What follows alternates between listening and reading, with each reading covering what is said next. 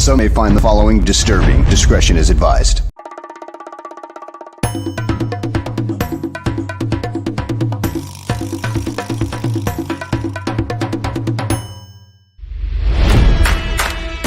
Never before in the history of sports podcasts have two men brought you opinion and analysis like these two. They speak for a city that's desperate for wins and titles, not whining and travesty. You might not agree with what they have to say, but you'll defend their right to say it. Sports fans across the world, from Chicago, Illinois, this is the Mac and Read Show.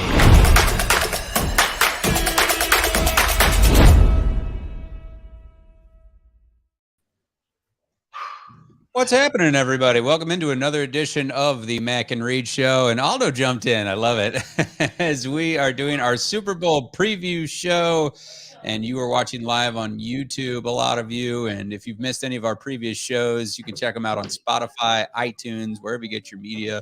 Remember to like and subscribe and tell a friend or two. If you follow us on Twitter, I'm at The Real Evan Mac. Follow Ross at Ross Read. He is Ross Read. I'm Evan Mac. How's it going, Ross? Long time. It's been a while. You were out in beautiful California last week, right?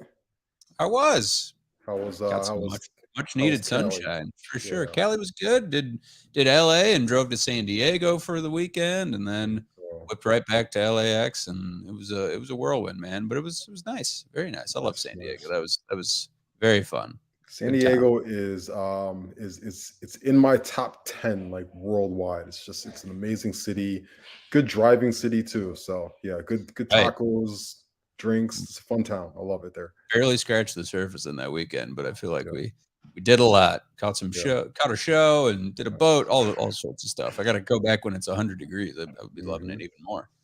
But we have a packed show this evening with you. If you're watching with us live, remember you can chime in the chat. I'm sure we'll hear from the Barflies very shortly. We'll be leading off with the Super Bowl matchup as the Chiefs are playing the Eagles in Arizona, and the media week has been pretty funny with Andy Reid and Travis Kelce and all the personalities that go into it. We'll talk about the brothers Kelce story. We'll talk about the prop bets. Talk about our expectations for Riri. I'm very excited to see her, and it's hard to top last year's Super Bowl, obviously, with the Avengers of hip hop over there and West Coast hip hop. That was pretty amazing. But we will talk about the NBA trade deadline after that at length, as it was a whirlwind today, and people getting traded at 1:30 in the morning, so they wake up on a new team. It's unbelievable out there for these guys. Most notably, Kyrie and Kevin Durant with new teams. Durant doing the super team thing in Phoenix. We'll talk about the rest of the trades, teams that didn't trade him, Chicago Bulls that did nothing, LeBron becoming the all-time leading scorer in the NBA earlier this week, a couple days ago, which was pretty incredible. We'll talk about the Grammys because they were pretty recent. Last Sunday, as Ross and I are big music fans, and it had some interesting moments, of course, and some great moments and some what the fuck moments, of course. The Last of Us, I'll give you a brief review of Lil Yachty's album, and I don't understand what's going on there. Surprises along the way, but I'm curious if you like it, Ross, but we'll save that towards the end. We begin with the Super Bowl. It all comes down to this, the big game.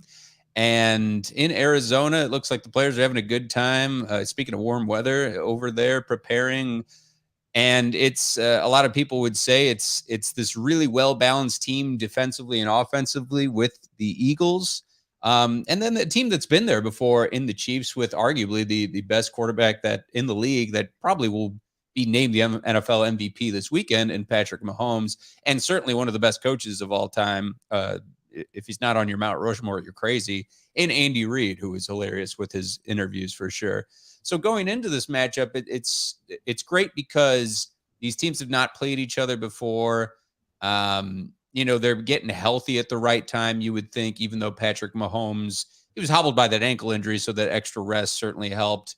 And wide receiver has been an issue for him. Travis Kelce a little bit hobbled, and whoever he's throwing to, you saw in the AFC Championship game, it doesn't matter. He was just on a whole nother level making the big throws when he needed to, and putting his team back in the place to potentially win another Super Bowl when he already has one under his belt. And he's setting the pace for a lot of the young quarterbacks out there. And on the other side, Jalen Hurts, who has had to overcome a lot of adversity, not only in the college career, but looking at the NFL too, and has seemed to fit really well in Nick Sirianni's system and this offense where he's got a great backfield led by Miles Sanders. He's got Devontae Smith. He's got obviously A.J. Brown, the Batmans, as we talked about, the skinny Batman, the swole Batman. And then he's got an outstanding, arguably the best offensive line, in football, anchored by Jason Kelce. And you look at the favorites right now, 1.5 for the Eagles right now. And it's tough to say who I'm leaning towards because anything can happen in these Super Bowls. We certainly hope for a good back and forth game like we got last year between the Rams and the Bengals. I'll leave it to you, Ross, first. What do you think about this matchup? Before we even go with coaches, what do you think about these players and these two great young quarterbacks facing each other? First time two black quarterbacks have faced each other in the Super Bowl too. Yeah, I mean that part right there is awesome for us to be Very able cool. to get that. Shout out to Pat Mahomes, who obviously, like you said, will be this year's MVP. Shout out to Jalen Hurts, who I think the same time last year there were a lot of questions surrounding him as to if he was going to be the future quarterback for the Eagles. And now, fast forward to this year, he's leading his team to a Super Bowl. And owner Jeffrey Lurie was talking about this week, like we want to get him locked up to a long-term deal. He's going to make a considerable amount of money, probably upwards of $40 million a year. I think we got the two best teams in the NFL at the end, which is what we want.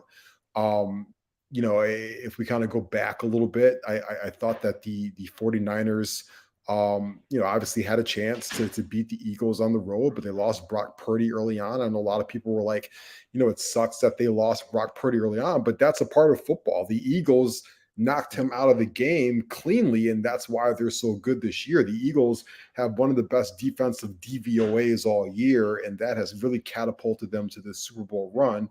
But now they go against the number one DVOA offensive team in the NFL this year, led by the Super Bowl MVP. And so for me, it comes down to the greatness that is Pat Mahomes and how much he can put an offense on his shoulders. Tyreek Hill's gone and Hardman is out for the rest of the year. And Juju Smith-Schuster didn't really play last week. And neither did, what's the guy's name that they got from the Giants, Kadarius Toney. And it was just a lot of heavy dose of Travis Kelce and some running backs and Pat Mahomes on one, foot making plays versus a really complete team that is the Eagles and who's going to bite first, right? What's interesting to me about this matchup is I think that the Chiefs are, of course, the battle-tested team. This will be their third Super Bowl run in this Mahomes, Andy Reid era. They're 1-1 so far. But the Eagles, for as great as they were this year, you kind of look at the quarterbacks they play this year, and they didn't really play anybody not nearly the level of Patrick Mahomes. And so is that going to bite them in the butt this Sunday? And to me, it comes down to, are you a believer in a complete football team, or do you believe in arguably the best football player in the NFL? And can he put a team on his shoulders for 4 quarters and win the ball game? I'm leaning one side. We'll talk about our picks and predictions, towards the end of this segment. But I know which way I'm leaning right now. It's not solidified yet, but I love this matchup on paper. And I think we're going to get a really fun football game. And it's great to see that they really, I know you talked about the skill position players like Kadarius Toney, who is questionable going into Sunday's game. Just to see these teams overcome the injury bug, which ruins, look at the 49ers. They were at their third, fourth string quarterback, and then you just were kind of robbed of that great NFC championship that we expected. And 49ers were in it for a minute, but then Eagles were just able to put it on them defensively, offensively. It was very impressive. But Kadarius Toney questionable going into this game Sunday. I know that Cam Jurgens and Lane Johnson are questionable. I believe all would play, certainly, because it's a Super Bowl matchup. Mm-hmm. And looking at the Eagles side of the football, as I said, just probably the most balanced team in football. When you look at that offensive line, outside in is just, it's just nuts. And if you're a defense, if you're Kansas City, who, is nowhere near the same breath as a 49ers defense or, maybe Bills defense, these top defenses that are out there right now. But you going back to the schemes that Andy Reid is able to come with, it's super impressive. So, obviously with Jordan Mailata and Landon Dickerson and Isaac Sumalo, like they're all outside of Kelsey and Lane Johnson I was talking about. If one of those guys goes down, it could be a big loss. But I really think that Jalen Hurts will have so much time in the pocket that it's going to be really hard for Kansas City to slow him down. And you, again, are able to pace the game with Miles Sanders back there and figure it out with Boston Scott and Kenneth Gainwell, who it's just a trio that is really as incredible as their wide receiver trio when you talk about A.J. Brown and Devontae Smith and Quez Watkins. With Kansas City side of the ball, it's the same story with Pat Mahomes, right? And how impressive he has been in every game that they have played in the regular season. They were the best by far in the AFC. They were, ending on a pretty great win streak. And it's just super impressive to me to see them beat Jacksonville, which was an upstart team, and then to beat Cincinnati. That momentum, I feel like, should carry over to an extent. I feel like some guys wouldn't want that layoff with the Super Bowl. There's so many distractions. This is so different from what a lot of these young guys especially have experienced before. But you talk about Kelsey and you talk about Andy Reid, you talk about Pat Mahomes, and the other vets that are on this team, and they ground you. I think that'll be a huge factor going into it. The coaching with Sirianni and Andy Reid, different stories. There's that Philadelphia connection. I think you got to give Andy Reid the edge here based on the Super Bowl experience, not only previously with the Eagles, but now with the Chiefs and how he's been able to mold that team into a juggernaut. But what can you say about Nick Sirianni, who looks like he would probably win Coach of the Year when we're talking about postseason awards at this point? Yeah, I mean, listen, he came in there, they fired Doug Peterson, who now is having success in Jacksonville, but they fired Doug Peterson after he won a Super Bowl with Nick Foles, which, I mean, you would have thought that have bought you, 10 years in a certain city. But, in comes Sirianni. And, I look at a guy like Nick Sirianni and I don't see him, I don't see him much as a X's and O's kind of guy. I think he's got great coordinators on his team, but I think he's a culture builder, and I think he's a culture changer, and I think that's what he did there. He brought that Philadelphia toughness and that attitude and that grit to this roster. And you see guys around the league right now, and a lot of people don't like him. We saw the Giants safety about a week ago come out and say that Nick Sirianni really isn't doing anything there and blah blah blah. And it just feels like he has earned a reputation in this short time for being kind of a jerk and kind of a tool and very arrogant, a lot of bravado. And you know what? That's probably what they needed. And you can see that the team has responded to him very, very well. And I think they've taken on that personality. I mean, you see a guy like Hassan Reddick coming off the edge. He looks like he's going to kill somebody. And he damn near killed Brock Purdy. He definitely destroyed his elbow 2 weeks ago. So, I think that's what he brought to the table, is a toughness and a grit. And I like it. Now, that's not going to phase a team it's not going to phase a coach like Andy Reid. It's not going to phase a team like the Chiefs, who, again, like you said, been there, done that. We've been here before. We know how to do these roles. We've seen every, Super Bowl week question, and we know how it is when the halftime act is out there for 8 minutes longer than normal and stuff like that, So while I think Sirianni's act has worked this year and gotten the Eagles this far, I think they are playing the one team in the NFL this year that will not be fazed by that, not one bit. And I actually think that the Chiefs defense, who is not getting the respect that they deserve, because I think they're a solid unit, is going to come out on Sunday and try and prove that they need to be named as well. And it's not just this Eagles defense.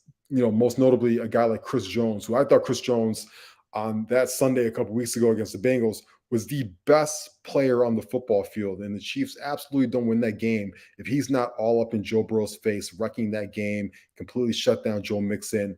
And he was absolutely outstanding. He might be come up in my prop bets later on in as we talk about betting on this game. But yeah, Nick Sirianni has done a great job, but you got to finish the job. And so, that's what makes you, a good coach and a fun coach versus legends. And speaking to Andy Reid, he's trying to put himself in a legend status. He can cap off he can really add to what's already a Hall of Fame career. But if he gets another Super Bowl, you have to start talking about him being one of the 3 to 4 best coaches of all time. And Yeah. then we have to really start talking about Pat Mahomes and what his legacy is going to look like going forward. Because he's still a very, very young man. And you got to figure Andy Reid and Pat Mahomes can be doing this for at least another 5 to 7 years. Yeah, you would think you'd start talking about dynasty at that point. You compare them to the great Cowboys teams of the past, the Steelers, the Bills that didn't win Super Bowls, and then hopefully you don't want to be compared with the Bills there. But it's interesting with that Nick Sirianni Andy Reid connection when Nick Sirianni was let go by Andy Reid when Andy Reid took the head coaching job with the Chiefs after the 2012 season, and he says, do you always have this little chip on your shoulder? Yeah, sure you do. But that's who I am as a coach and as a person. I want to make sure I'm working my butt off to get as good as I possibly can. And sure, you hold on to some of those things. So he has a little bit of a grudge. And I think that obviously having that experience before, you give the edge to Andy Reid. You talked a little bit about the game records of Kansas City and Chris Jones and Frank Clark. And it's going to be very important that they show up, and Carlos Dunlap, because if you can stop that run game and then force Jalen Hurts to throw and have your corners work, I think it's going to really work out in their favor. It's so even to me, and you see by as we're going to talk about prop bets and gambling in general in a little bit, it's one of those games where you think that Mahomes would absolutely add to his legacy, and you have the best tight end in the game. You have whoever he's throwing to. It's a big loss to not have McCole Hardman out there. Juju wants that $1 million Super Bowl incentive if he wins. So guys are even motivated by money, motivated by glory, all this stuff. There's different things that go into it, and each player has a different mindset going into this game. There's so many distractions. It's wild. But I would certainly give the edge right now as we get into the gambling side of things. Giving the edge to the Eagles. I do favor that point at 1.5 points.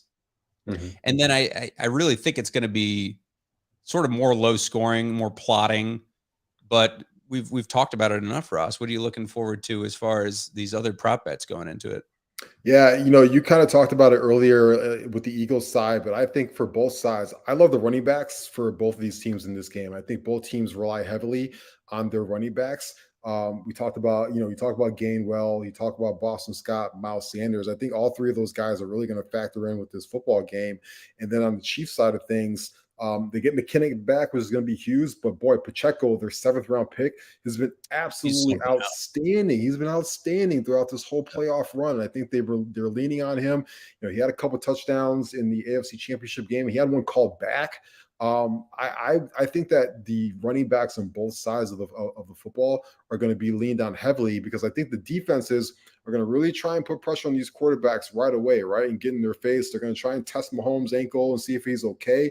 I think that football is going to be coming quick out of the quarterback's hands, and I think it's going to be to running backs and tight ends. So if you're looking to put some money on things this week, you got a couple guys, right? I like Pacheco a lot to get the over on his rushing yards, and I like him to get an anytime touchdown. I like Gainwell to, I think his over right now is like 13.5 rushing yards. Like on his longest play rushing. I think he's going to get that. He's going to break that. He's had over 100 yards, in this playoffs already. I would even parlay, I would, maybe throw in a Boston Scott touchdown, because he is their goal line guy. Even Jalen Hurts right now is sitting at 10.5 rushing attempts. I would take the over on that. I'm not sure on the yards, because I don't know how much he's going to go over the yards, but I think the rushing attempts I feel really good at. Also, remember, if you do like the Eagles in this game, you could theoretically get 3 rushing attempts from Jalen Hurts at the end of the game in the form of kneel downs, right? Those are 3 gimmies, which might just get you over that 10.5 number. So I like the rushing attacks for both teams in this game.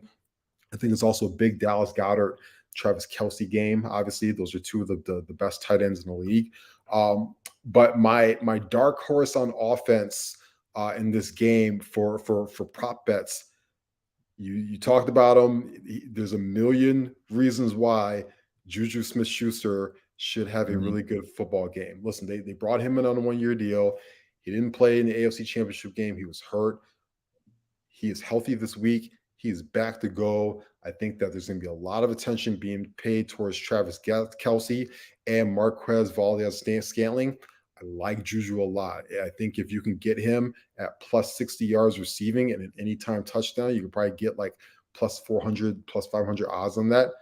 Take that. I think that Juju is going to have a really good football game here. It just looks like a big physical in the trenches, in the middle of the field kind of game where he can flourish. And like I said, the balls will be coming out of Mahomes' hands really quickly. I like him a lot. On the defensive side of things, Reddick's going to get a sack. Chris Jones is also going to get a sack. If you're feeling frisky and you think the Chiefs are going to win, Chris Jones has to have a really big football game. Don't be afraid to put a couple bucks on him to win Super Bowl MVP. It's probably going to be like plus 4,000 or something like that. Those are great odds. You might as well do it. From last year, we got a non-quarterback winning the Super Bowl MVP in Cooper Kupp. Could happen again this year. I also wouldn't mind throwing a couple bucks on Pacheco because if he gets like 3 touchdowns in this game, 2 rushing, 1 receiving, how can you not give it to a guy that has 3 touchdowns in a football game? So those are some props that I like this week. I like all of it. You talk about the MVP, which draws to me, obviously, the Mahomes and Jalen Hurts on whoever wins on that side. Whoever wins, the quarterback should certainly be favored. But you're looking at the non-quarterback favorites, and Travis Kelce and AJ Brown are leading at plus 1,000. AJ Brown at plus 1,500. Pacheco, if he paid out, plus 5,000 is really incredible. It's I like Travis Kelce. Worth $10. It is for sure. And, looking at Travis Kelce, that's worth it too, because he could easily have one of those 2 touchdown type of games. And if it is close like that, and if Mahomes throws his lone 2 touchdowns to Travis Kelce and he has over 100 yards, something like that, then you could really argue for Kelce. I like the defensive props you talked about. Jerick McKinnon's interesting too. You could certainly, I think, make a quick buck with anytime touchdown prop bet on him because he's been super impressive. He's had multiple touchdown games, and to think that this team had Clyde Edwards-Helaire at the beginning of the season, and now going to their 7th rounder and going to a guy who was who has been a backup in his career, in Jerick McKinnon, and had a lot of great touches for the Chiefs. It's pretty incredible. So you're looking at now the coin toss, which is an interesting one because I saw that. Oh, I think I hit some birds. Sorry. The winner of the coin toss lost the last 8 Super Bowls. The winner of the coin toss is lost because it's I'm hitting all these birds. Because these teams defer for whatever reason. That was a chirp for the birds, I would guess here. But that's an interesting one. The other ones I like are the opening kickoff, a touchback. I feel like that's usually the case. That's easy money right there. First pass by Mahomes or Hurts, is it a completion? That's also easy money. The late games, that's certainly the kicking props. Those are wild too. The over under for field goal attempts is like 4.5 right now. I gotta think it would be under that right now. What else is standing out to you, Ross? Yeah, it's I love your coin toss bet because whoever the winner is of the coin toss, you need to hop on your app right away and live bet that team to win the football game before a snap is even taken on offense, because you hit it on the head. The winner of the coin toss is more likely to win. The other thing I'm liking, I would take the under in the first quarter and in the first half. We always see in the Super Bowl, it's a little bit later in the day. There's a lot of excitement on the field. There's a lot of adrenaline going. These teams take a little bit of time to kind of get started. That usually favors the under for these games. And I would take the over in the second half. That's when these teams usually tend to pick up the pace a little bit and score some points. I'm going to kind of tip my hand here. There's a bet that you can have where the Chiefs score in every single quarter. I'm going to take that. I'm going to take the bet. I think they're going to put some points up in some capacity in every single quarter. And I might as well call it now. I'm not betting against Pat Mahomes. I'm not betting against Pat Mahomes. The Eagles and Jalen Hurts, they got to show me. They got to ironically, Pat Mahomes and the Chiefs are from the show me state. You got to show me. But for now, I'm going to side with greatness until I don't see it.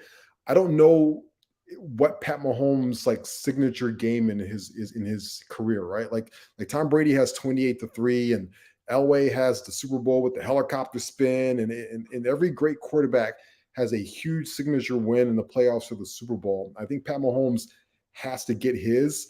And he was damn close in the AFC Championship game, playing on one leg, throwing to Plumbers and Travis Kelce. But boy, he might be able to do something on this Sunday if he beats that Eagles defense, which is really really good. I think that we're going to have to start talking about him in a really different stratosphere. Not that we don't already, but boy, if he does like 3 touchdowns, 300 yards, no interceptions, and he does what we've seen Pat Mahomes do. Yeah, I'm not going to bet against him. I'm not going to bet against the greatness of Pat Mahomes and the stability that is Andy Reid. I got the Chiefs in this football game. Mahomes in his prime, 27 years old. You think he's just scratching the surface already with a Super Bowl win, an MVP.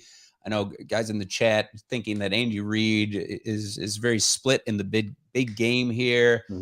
I'm leaning towards the Eagles for all the things I talked about with how complete they are. It's going to take a real heroic effort from Pat Mahomes, and it certainly could happen. But I think this Eagles defense is the difference maker. I think Mahomes is still a little bit hobbled by that ankle. I do think that talent-wise, Jalen Hurts has just as much talent over his side of the ball between the backfield and between those wide receivers he's thrown to, and Dallas Goedert.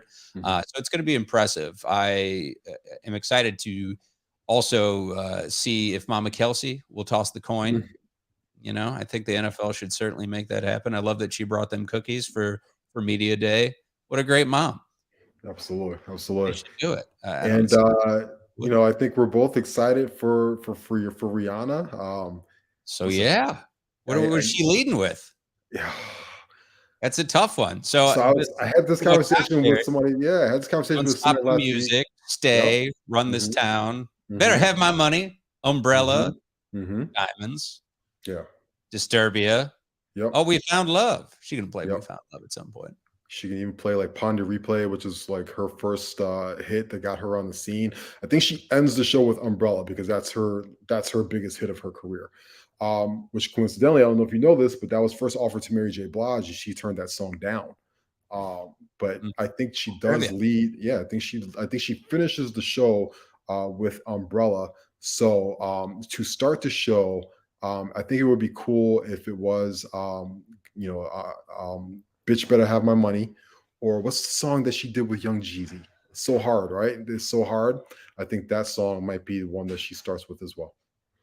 I don't even think So Hard's on this list. It's led by Don't Stop the Music, but I mean, you could easily see her throwing up. She got hits for days. She can do. She has such a catalog. I know the over and under for halftime show songs performed is 8.5.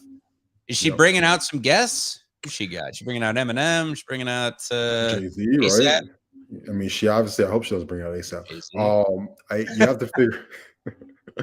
You have to figure she might bring out Jay-Z, right? Because Jay-Z is the reason why she got this show. Rock Nation's partnership with the NFL. Obviously, Rihanna is a Rock Nation client. The original rumor was that this was supposed to be Taylor Swift, in this spot. And then Jay-Z made a phone call saying, no, you need to put my girl Rihanna in there. And so I think she might be able to do Jay a solid and bring him out there. They were already on the West Coast this past week. They were at the Grammys. They were in town for LeBron James's record-breaking performance. So, who's to say that they didn't stay out in California and just shoot over to Arizona for a quick little hit and get up out of there? So I'd like to see Jay-Z out there. And, is she going to bring her son out, right? She's a brand new mom, and she might bring her brand new child out there and show everybody. And then I can promise you this, she will be announcing a world tour after this, as is customary for Super Bowl acts. So if you want to see Rihanna in a stadium near you during the summer, between her and Beyonce is going to cost you about 2 mortgage checks. It's fucking stupid out there. You can't see concerts anymore. Can't see those big names, man, selling out these stadiums and robbing people of their rent.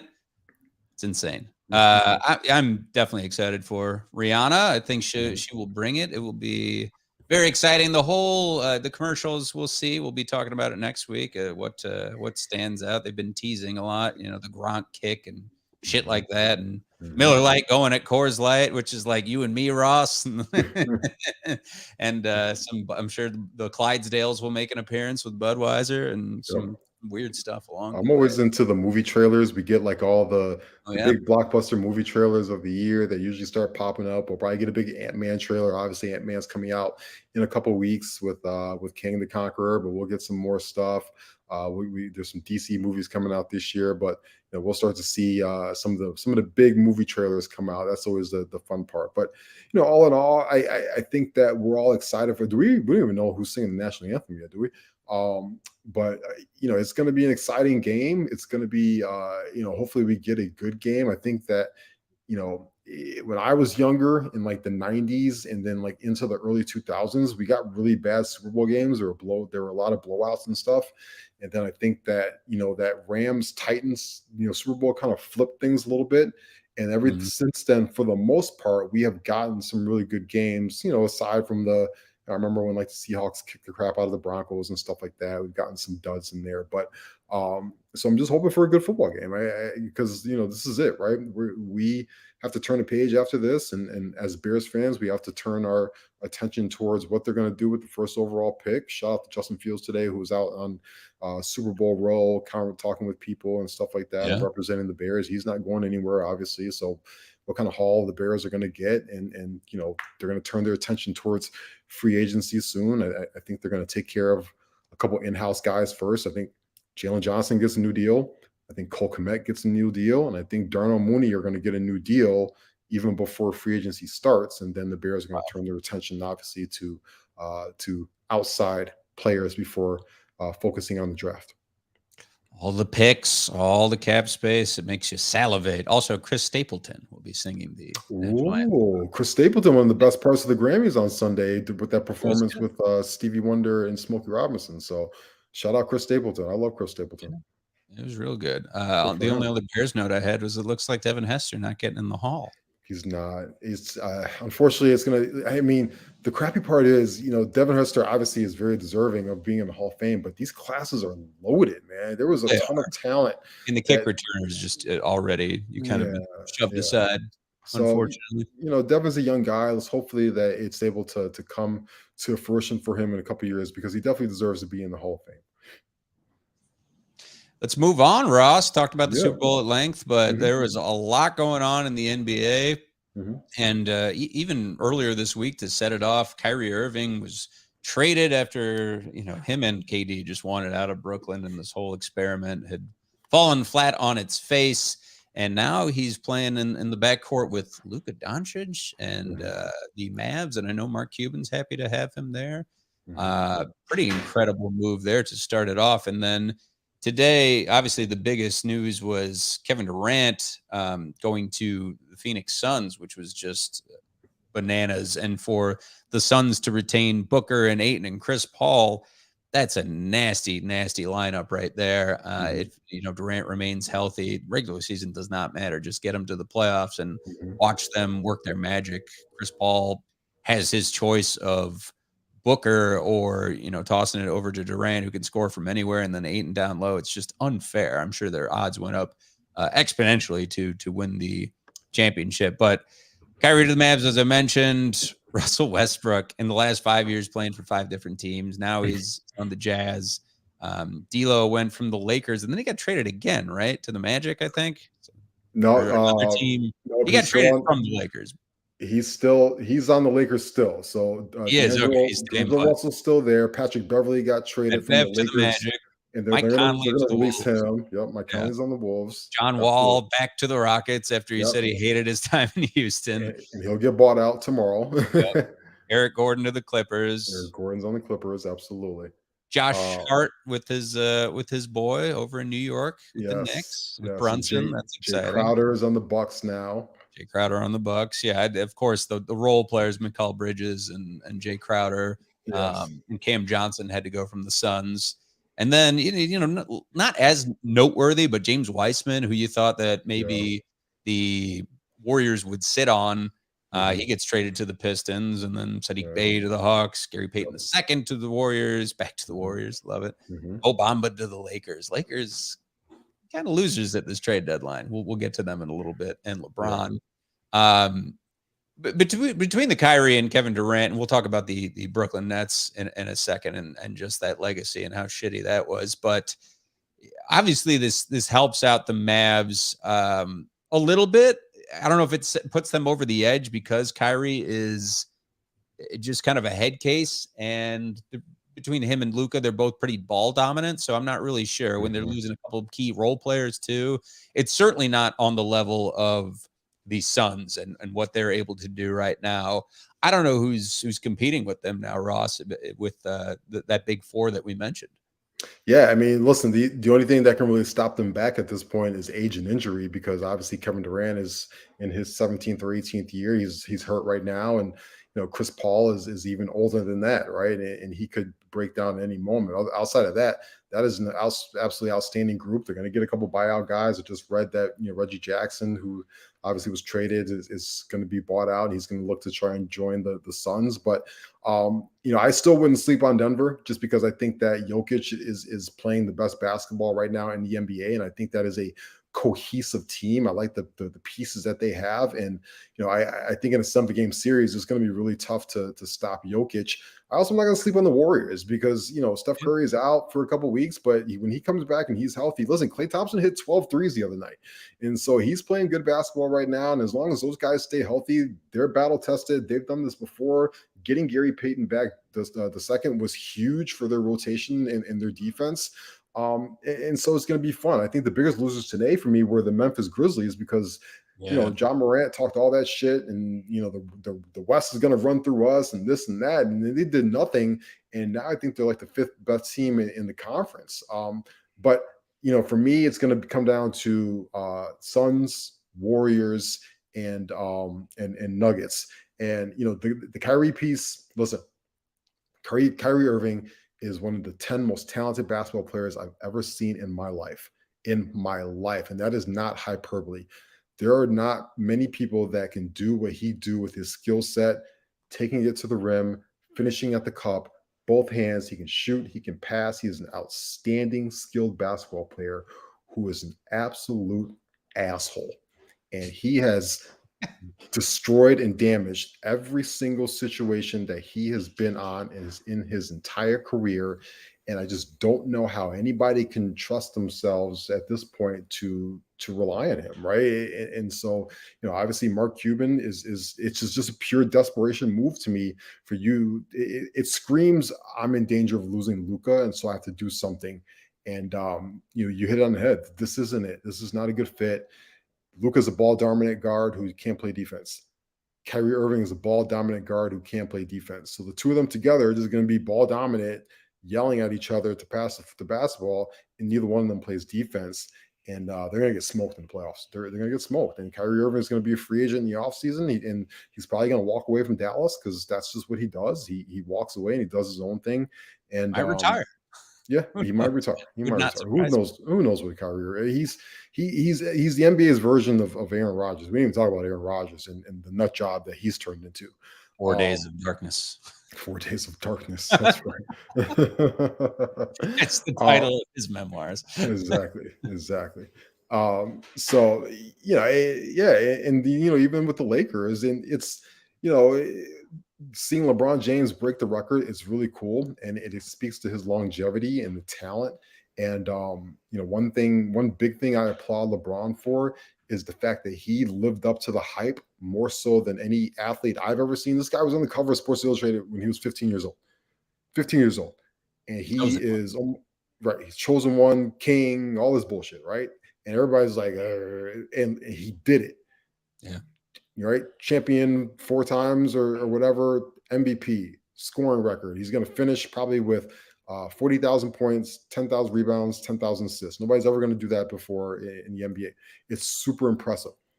but I can't think of a more irrelevant way to be right now than where he's at. And he's just Oh, stuck yeah. in basketball purgatory. It's like you broke the record at home. Rihanna's sitting there on the sidelines, Jay-Z sitting there on the sidelines, Denzel Washington's there, all these stars. You lost to the fucking Thunder. You lost to the Thunder, Yeah, and it's soundly. right. Yeah. And so, he's setting all these accolades and these records, but to me, they're completely irrelevant because I grew up watching Michael. I saw LeBron. I mean, I saw Michael's entire career. And so we always valued rings. It was always in Kobe used to always say, friends come and go and banners stay forever, right? You just always valued the rings. And so I hold LeBron in the highest esteem. I think he's the second greatest player of all time. But for me, I do value what Michael did, and I do value what Kareem did, and I do value with what Bill Russell did, and these guys like that. To me, I thought it was about winning rings, and that's why I value true greatness in any sport, not just basketball. Well said. I mean, circling back to just, you said a lot there, Ross, and the Western Conference, I'll start with that. It certainly looks like, the Pelicans have fallen off, and now Nuggets and Memphis are pacing the league, and now the Suns are jumping right back up there. And I know Chris Paul has that asshole vibe to him, and now it's just as loaded as that team. You're looking back to the Thunder years with Durant. When you think of Harden and you think of Westbrook and you think of Durant together, this team's loaded. So I don't really see. We know that the Warriors are at a rough spot, but if they become healthy, then they can certainly be challenging. It was interesting to see also if the Mavs and Suns were able to, if the playoffs started today, if it played out like that, that would be super interesting to see that matchup. But the Suns to me now are just incredible. What we didn't talk about, or what you didn't talk about, is the Bulls and just sitting there. And I know in the comments, we're talking about the Bulls desperately need Alonzo Ball back, but I was talking with friends about it today. I know they're going to sit on their hands. I know they're not going to do anything, but why? What purpose does it serve you to stay in this 8 seed position? If you're Memphis, it's one thing. You're in the top 2 in standings right now. You're doing everything you need to do. You can score at will. Three's not an issue. With the Bulls, it's a huge issue. I know the talks with New York broke down, and then we're back again as far as the Knicks go. Knicks and Bulls for Zach LaVine, and if you could unload that max contract for something, it looks like between DeRozan and LaVine, you wanted to let LaVine go. And I don't know what Eversley and AK heard today and leading up to the trade deadline, but I would have almost rather had picks and let Vooch or one of these Bulls big 3 go than see this fucking team the way it's constructed right now. And Lonzo Ball is not the savior that you think he is, people. That's just what it comes back to. And Lonzo Ball might not play basketball at the same level again. I think someone threw out a Rudy Gay reference. Like, Jesus, he's not on the same level as Rudy Gay, first of all. Who am I thinking of? Brandon Roy. I'm thinking of Brandon Roy. Yeah, Rudy Gay had, an interesting career, but Brandon Roy was ruined by injuries. You could throw Derrick Rose up there, but Lonzo Ball hasn't even scratched the surface of those guys' career that I have mentioned here. But what can you say about the Bulls? We knew that this was going to happen, Ross, and I think you just got to pack it up until next year.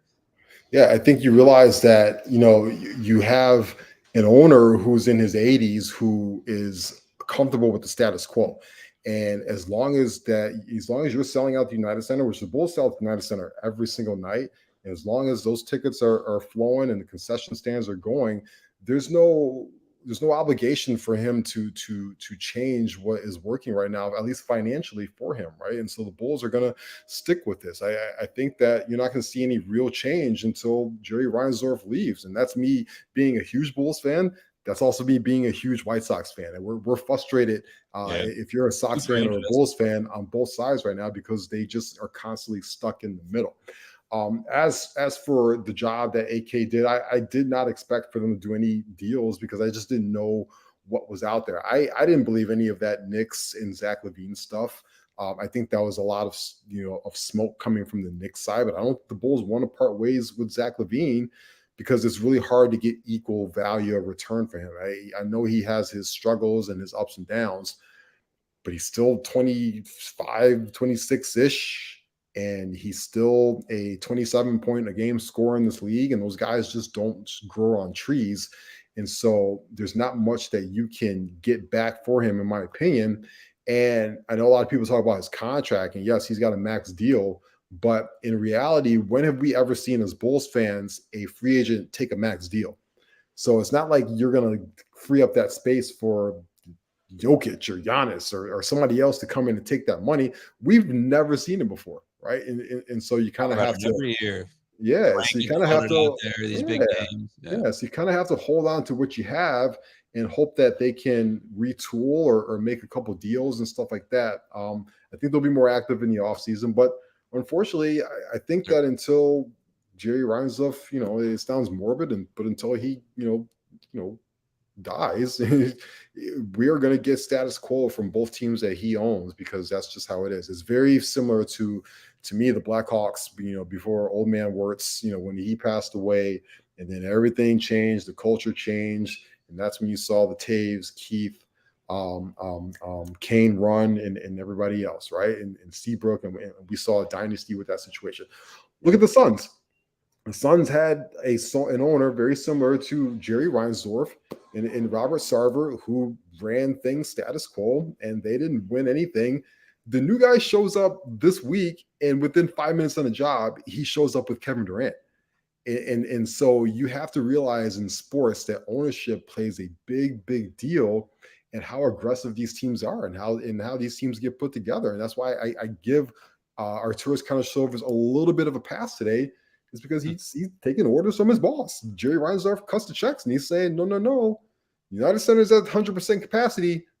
Just chill. We're fine. Chill. Yeah, just chill. We'll make the playoffs. We'll be fine. Vetoing any sort of trade idea, which is so frustrating from the Bulls fan perspective. Mm-hmm. When you see the history, and the last time Bulls had banners were in the 90s, and you think of the early 2000s, and how, if you're not shaking it up, at least to some extent, if you're just paying these guys to go out there and beat the Thunder, the Spurs, and then lose to the Bucks 3 times in a year and the Cavs 3 times a year, look at your own conference. It's super disappointing, but not surprising for all those reasons you mentioned. Yeah. Back to the LeBron becoming the all-time leading scorer. Kudos to him. Mm-hmm. Whatever. He's getting as many calls as MJ. He's a freak athlete. He has certainly lived up to the hype and has had that workload. The only issue I have is, why did you stop the game to give him? I get the monumental achievement it is, but this is still a basketball game. You can't just stop for 15, 20 minutes to have pictures with fucking Kareem out there when that other team, the Thunder were fuming, and it was just karma that LeBron, had his bum ankle out there playing shitty defense, eventually sitting down. Good thing he did it by the third quarter. If he didn't do it if he did it in the fourth quarter, you wonder if they might have been in that game. But it was just very fitting to see them get their asses beat on their home court with the Thunder at that point, in front of Rihanna and Jay-Z and Bad Bunny and all these celebrities there to see LeBron.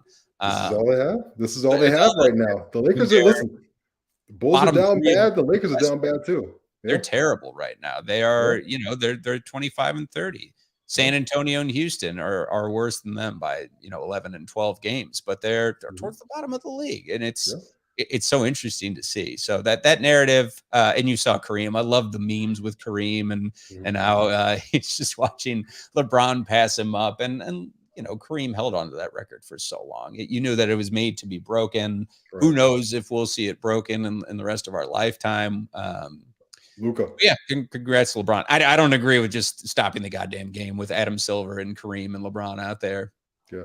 I think Luka has a real shot. Luka's only 21 years old, and he's putting up 30 points a game. And as long as Luka Doncic, long as Luka Doncic stays healthy, Luka's got a really good shot at that record. So you heard it here first. We might be talking about 15 years from now, Luka Doncic is going for that record. He's got a very realistic shot at it.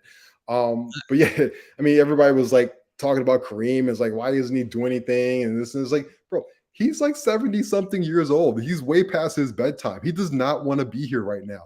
This this this this man has fought for social justice, and he wants to be in bed. He does not want to be here right now.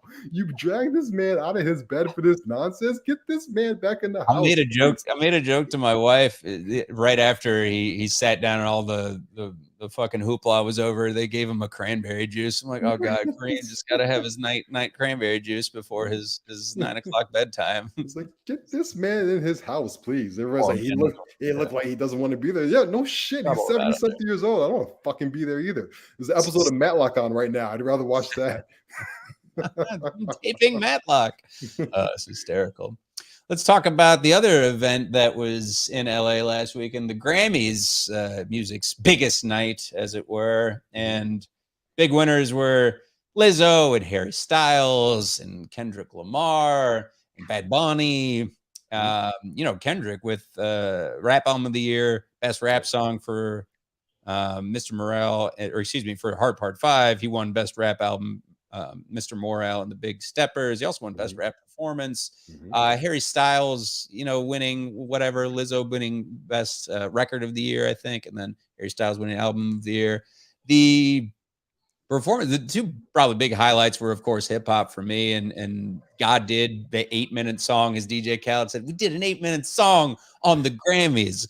Was awesome. And the whole setting right outside the Staples Center was pretty cool. And, watching Jay-Z do his whole verse was nuts. But then the celebration of the 50 years of hip hop was wild. It was everybody from, Grandmaster Flash to Public Enemy and LL Cool J. You had Black Thought in there, Nelly in there, Busta Rhymes stealing the show. And then they threw Lil Baby in there. They really had a weird jump, though, didn't they? When they went right to Lil Baby, you skipped over a lot of like the mid 2000s that I wanted to see. Right. Was Ja Rule not busy? Like, was he? He's torn with Ashanti. That's what he's doing. You couldn't call Nelly. No, Nelly wasn't around.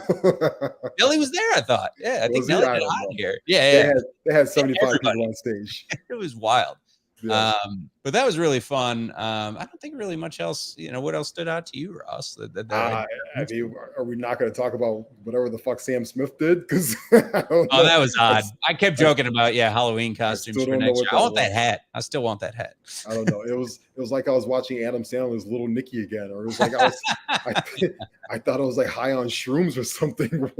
Watching it was out there. It was bonkers. So shout out to Sam Smith, because whatever he did, it worked. He had everybody talking about him the next day, and everybody thought he was doing devil worshiping music and stuff like that. But obviously at this point, the Grammys have just turned into a huge spectacle, in terms of the performances. And then, the winners are kind of the behind the scenes stuff. Obviously, shout out to Beyonce. She's now the winningest artist of all time with 32. So, credit to her. I love the Bad Bunny performance opening the great opener. Yeah. Listen, I don't think people realize, this is the biggest artist in the world right now. This guy in 10,000 stadiums and stuff like that. So to see him come out there and do and bring his show to the Grammys is very fun, because I know a lot of people who he's not our demographic. He's obviously a lot younger and stuff like that, but it speaks to them and stuff like that. But it was cool to see Bonnie Raitt get a Grammy. Willie Nelson won a Grammy, right? And so some of the older acts we talked about earlier, but obviously Stevie Wonder was on stage with Smokey Robinson, but Chris Stapleton really stole the show for me of that part. But the Grammys at this point, to me, I equate the Grammys to SNL. I'm not gonna watch the whole thing in full. I'm probably gonna watch snippets of it on Twitter or YouTube and stuff like that, and just kind of catch me up at what happened at some point. And I think that's where most award shows are at right now. I'm a huge Academy Award person. I make it a point every year to watch all 10 movies that are nominated. I have 3 left. But not everybody is on board. Everybody wants to watch an award show for 3 hours and stuff like that. We've got better things to do in a streaming internet era and stuff like that. So, so I think that some of these shows are going to have to really adjust accordingly if they want to be able to keep people, motivated to watch year after year. I like bringing Trevor Noah back. Trevor Noah was an outstanding host. And with him stepping down from the Daily Show, just keep him going. I don't mind it at all. You can look at this sort of a reign like like Billy Crystal or like Kevin Hart, you know. Yeah. Enjoyed it. Absolutely. You know, on the music tip, Ross, Yep. Lil Yachty's album, the Let's Start Here. Am I missing something, or does it just sound Um, like Tame Impala with Lil Yachty over it? It was very odd. it's yeah. Tame Impala is a good one. I thought about like fake, like George Clinton, like fake, like P Funk. You know, it Bad was. Childish Gambino, I like was Bad gonna Awaken My say Love. not as good, Childish Pass. Gambino, but you Pass. know, this is kind of where we're at right now. I think that hip hop has crossed so many genres now, and hip hop has such a huge influence on pop, country, and rock that I think now hip hop itself has now evolved and transitioned into this weird kind of druggy psychedelic phase. Especially with now a lot of the newer, younger artists that I can't vibe to. Right? It's at the end of the day, give me a good J. Cole album or give me a good Kendrick Lamar album or something like that. So that's kind of where we're at right now. I feel like the last 15 minutes between our Kareem Abdul-Jabbar and Little Yachty, we're sounding like old men. But it's kind of where we're at now. I embrace it. Is it hip hop still? That's what I just don't get. And I saw Questlove just give him his flowers. Questlove loved it among other people, and I don't fucking get it. I just don't. I don't understand it. It doesn't really showcase him as a rapper. If he's producing it, then yeah, again, it just could easily be sort of psychedelic rock. It could be whatever, the trip hop. I don't get it, man. We give me Freddie Gibbs or give me Jid, give me J. Cole, all these other ones that are actually, I don't know, old school samples and shit. We are old men. That's just what it comes back to, Ross. That's it. The Last of Us. Yeah. Have you been watching The Last of Us, Ross? I've been watching The Last of Us. I think it's good. Shout out to Pedro Pascal, who outstanding actor. This guy is toasted SNL. I mean, his resume right now is impressive. He goes from Narcos, where he goes to Game of Thrones, right, where he sure. Spoiler alert, got killed. And he goes to Narcos, to he's also the Mandalorian, to now he's in The Last of Us. I mean, he's arguably right now one of our most versatile actors that we have. And I played the video game. I played the video game back in the day. It's a very fun game. I did not. It's a fun twist on which is essentially a zombie post-apocalyptic world. And I think that the show is really good. I think the show is staying true to the game while giving people who haven't watched the game kind of a new twist on, let's face it, we've seen this before, whether it's The Walking Dead or whether it's I Am Legend or some of these other shows and World War Z and all these other things. But I think we're getting a lot more human element to it. And I'm thoroughly enjoying it. I think the show is shot beautifully. I think it looks great. That weird post-apocalyptic, Boston scenery in the background just looks really, really cool. I think the zombies look awesome, and they're genuinely scary with that fungi mushroom face look that they have. And so I'm enjoying it. And it's from the creator of Chernobyl. So if you haven't seen Chernobyl before, you should go back and watch that show because it was one of the HBO's most outstanding shows from the last 5 to 7 years. But I'm enjoying Last of Us. I hope everybody is. I think that we're going to get at least 2 seasons out of it. And it's good. HBO, they got another one. Stay winning. They do this every time, right? They got another hit. Yeah, the cast and the direction, everything, the scenery is, you're seeing it if you're watching on YouTube with us, just snapshots of it. I love the post-apocalyptic cinematography when you throw that in there. It's very cool. And it's good enough where HBO said, hey, we're going to release it, early on Friday ahead of the Super Bowl tomorrow. We didn't even mention Nick Offerman, and I'm only 2 episodes and I'm behind, but apparently stealing the show in the 3rd episode.